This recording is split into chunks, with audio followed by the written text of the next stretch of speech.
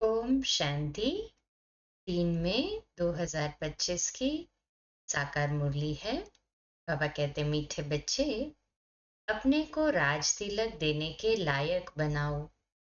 जितना पढ़ाई पढ़ेंगे, श्रीमत पर चलेंगे तो राज तिलक मिल जाएगा। प्रश्न, किस स्मृति में रहो तो रावणपने की स्मृति विस्मृत हो जाएगी? उत्तर, सदा स्मृति रहे कि हम स्त्री पुरुष नहीं, हम आत्मा हैं। हम बड़े बाबा अर्थात शिव बाबा से छोटे बाबा अर्थात ब्रह्मा द्वारा वर्षा ले रहे हैं। ये स्मृति रावणपने की स्मृति को भुला देगी। जबकि स्मृति आई कि हम एक बाप के बच्चे हैं, तो रावणपने की स्मृति समाप्त हो जाती है।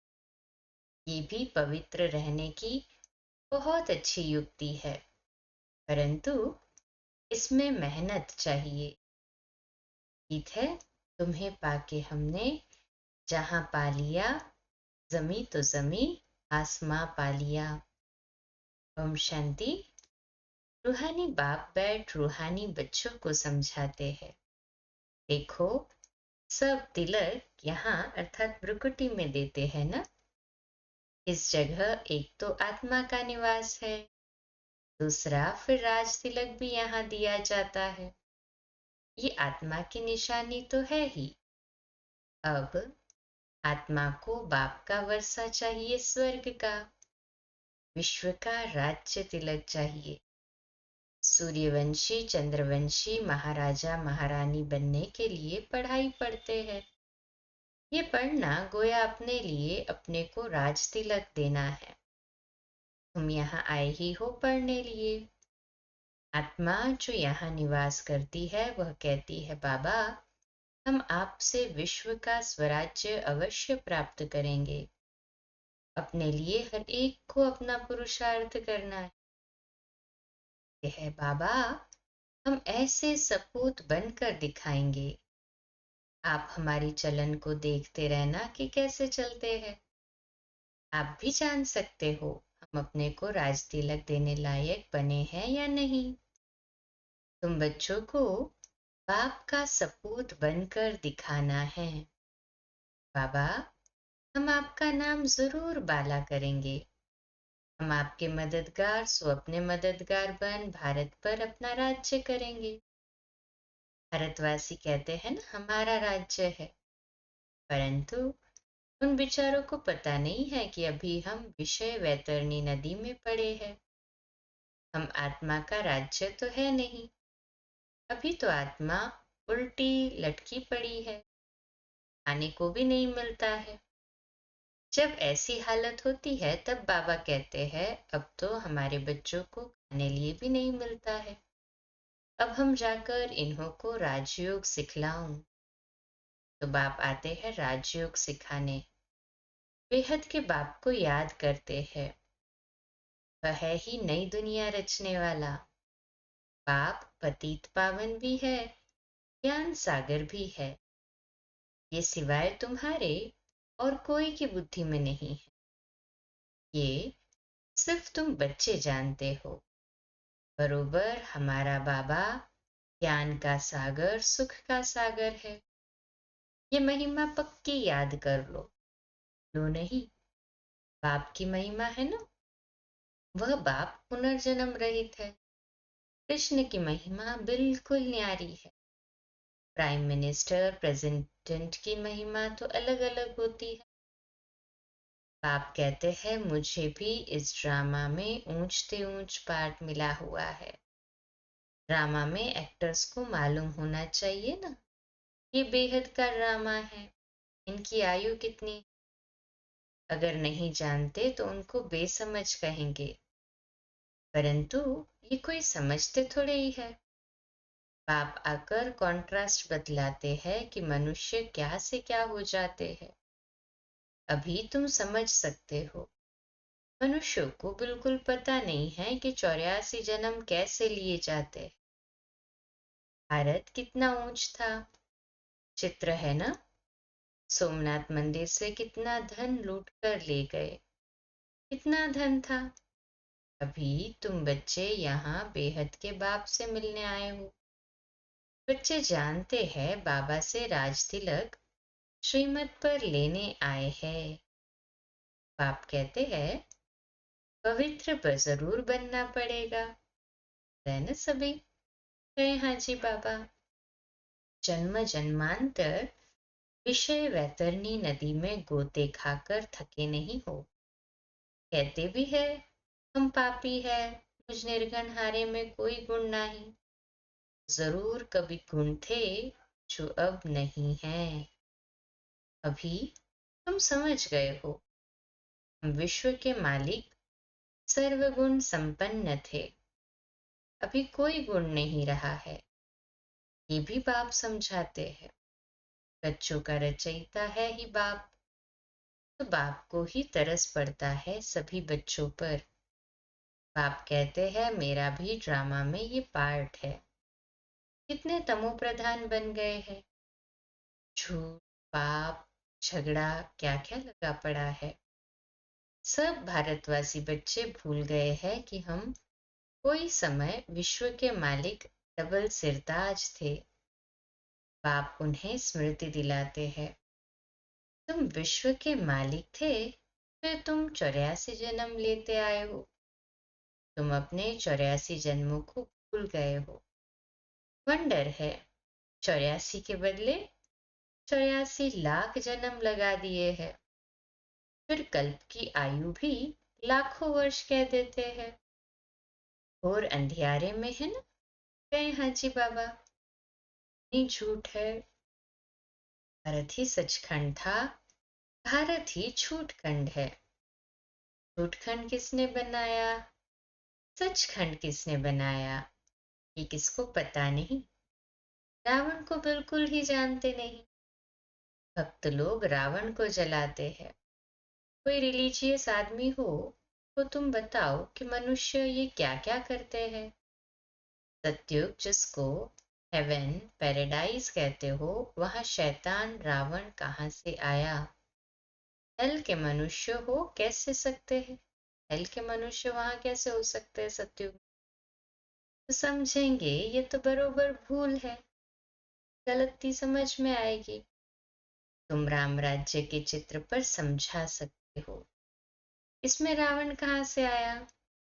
तुम समझाते भी हो परंतु समझते नहीं है, कोई विरला निकलता है।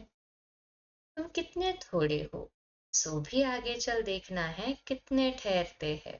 झाड़ हिलता है ना? तो बाबा ने समझाया आत्मा की छोटी निशानी भी यहाँ ही दिखाते हैं। बड़ी निशानी है राज तिलक। अभी बाप आया हुआ है। अपने को बड़ा तिलक कैसे देना है, तुम स्वराज्य कैसे प्राप्त कर सकते हो, वह रास्ता बताते हैं। उसका नाम रख दिया है राजयोग। सिखलाने वाला है बाप। श्री कृष्ण थोड़े ही बाप हो सकता है, वह तो बच्चा है। फिर राधे के साथ स्वयंवर होता है तब एक बच्चा होगा। बाकी श्री कृष्ण को इतनी रानियां आदि दे ही नहीं ना, दे दी है तो ये तो झूठ है ना। परंतु ये भी ड्रामा में नूंद है। ऐसी बातें फिर भी सुनेंगे। अभी तुम बच्चों की बुद्धि में है कैसे हम आत्माएं ऊपर से आती है पार्ट बजाने, एक शरीर छोड़ दूसरा लेती है। ये तो बहुत सहज है ना।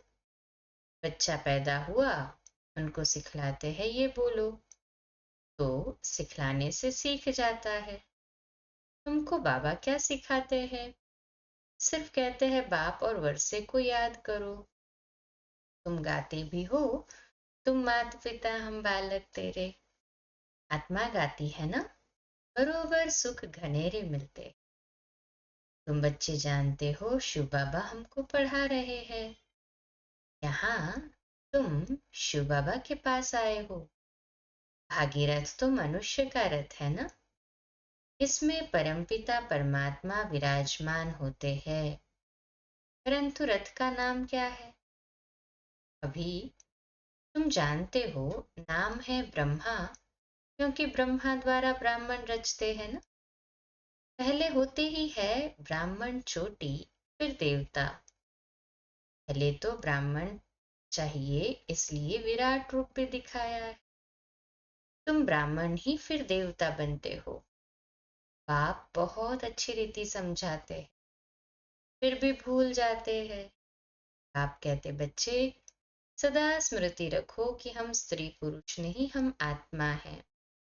हम बड़े बाबा अर्थात शिव बाबा से छोटे बाबा अर्थात ब्रह्मा द्वारा वर्षा ले रहे हैं, तो रावणपने की स्मृति विस्मृत हो जाएगी। ये पवित्र रहने की बहुत अच्छी युक्ति है। बाबा के पास बहुत जोड़े आते हैं, दोनों ही कहते हैं बाबा। जबकि स्मृति आई है, हम एक बाप के बच्चे हैं, तो रावणपने की स्मृति विस्मृत हो जानी चाहिए। इसमें मेहनत चाहिए, मेहनत बिगर तो कुछ चल न सके। हम बाबा के बने हैं, उनको ही याद करते हैं। बाप भी कहते हैं, मुझे याद करो तो विकर्म विनाश होंगे। 84 जन्मों की कहानी भी बिल्कुल सहज है। बाकी मेहनत है बाप को याद करने में। बाप कहते हैं, कम से कम पुरुषार्थ कर 8 घंटा तो याद करो। एक घड़ी आधी घड़ी क्लास में आओ तो स्मृति आएगी। बाप हमको ये पढ़ाते हैं। अभी तुम बाप के सम्मुख हो ना। बाप बच्चे बच्चे कह समझाते हैं, तुम बच्चे सुनते हो। बाप कहते हैं, हियर नो इविल। ये भी अभी की ही बात है कि तुम बच्चे जानते हो, हम ज्ञान सागर बाप के पास सम्मुख आए हैं। ज्ञान सागर बाप हमको सारे सृष्टि का ज्ञान सुना रहे हैं। फिर कोई उठाए न उठाए, वो तो उनके ऊपर है। बाप आकर अभी हमको ज्ञान दे रहे हैं। हम अभी राजयोग सीखते हैं। फिर कोई भी शास्त्र आदि भक्ति का अंश नहीं रहेगा। भक्ति मार्ग में ज्ञान रिंचक मात्र नहीं, ज्ञान मार्ग में फिर भक्ति रिंचक मात्र नहीं। ज्ञान सागर जब आए तब वह ज्ञान सुनाए।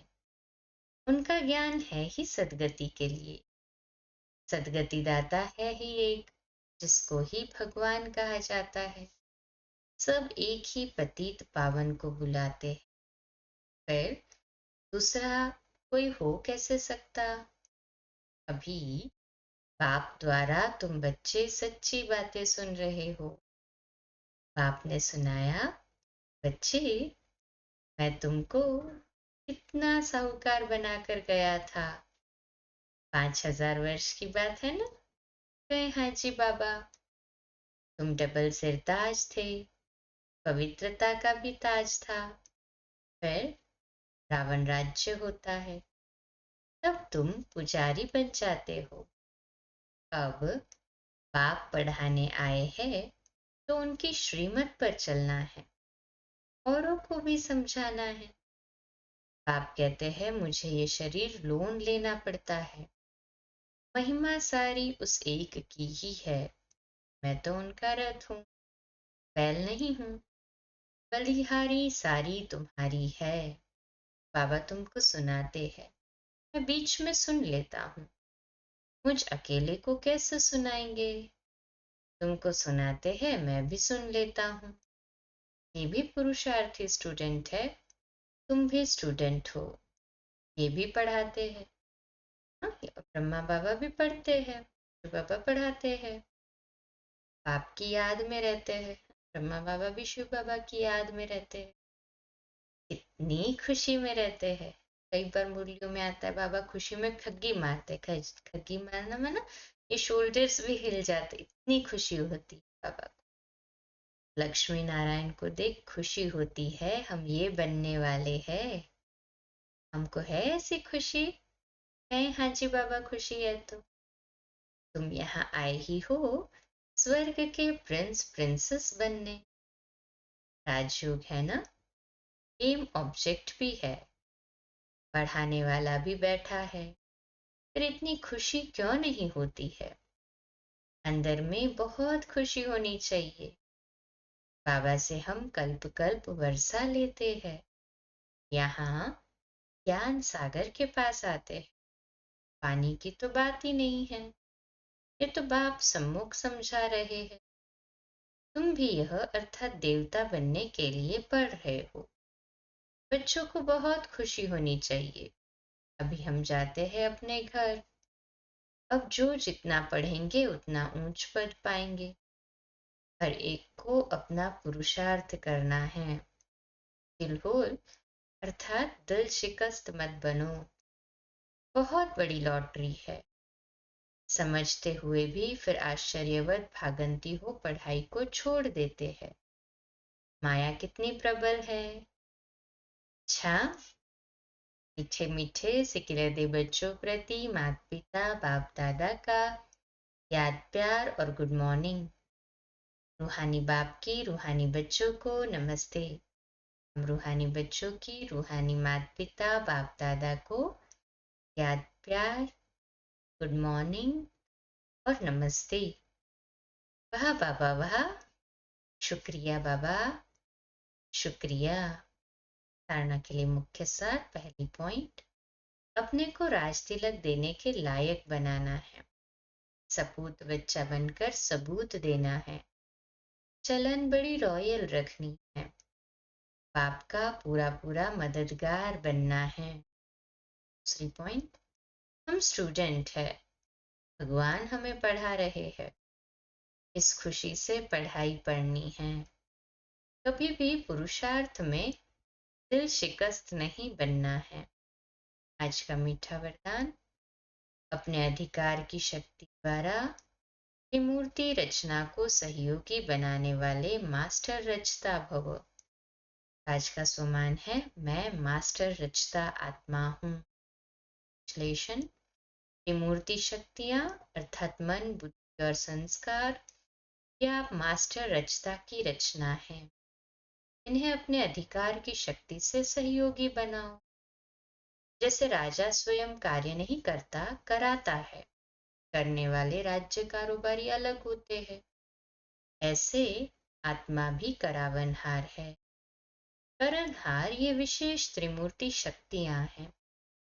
तो मास्टर रचयिता के वरदान को स्मृति में रख त्रिमूर्ति शक्तियों को और साकार कर्मेंद्रियों को सही रास्ते पर चलाओ। स्लोगन, अव्यक्त पालना के वरदान का अधिकार लेने के लिए स्पष्टवादी बनो। अव्यक्त इशारा रूहानी रॉयल्टी और प्योरिटी की पर्सनैलिटी धारण का। पवित्रता सिर्फ ब्रह्मचर्य नहीं, वह तो फाउंडेशन है, लेकिन साथ में और चार भी है।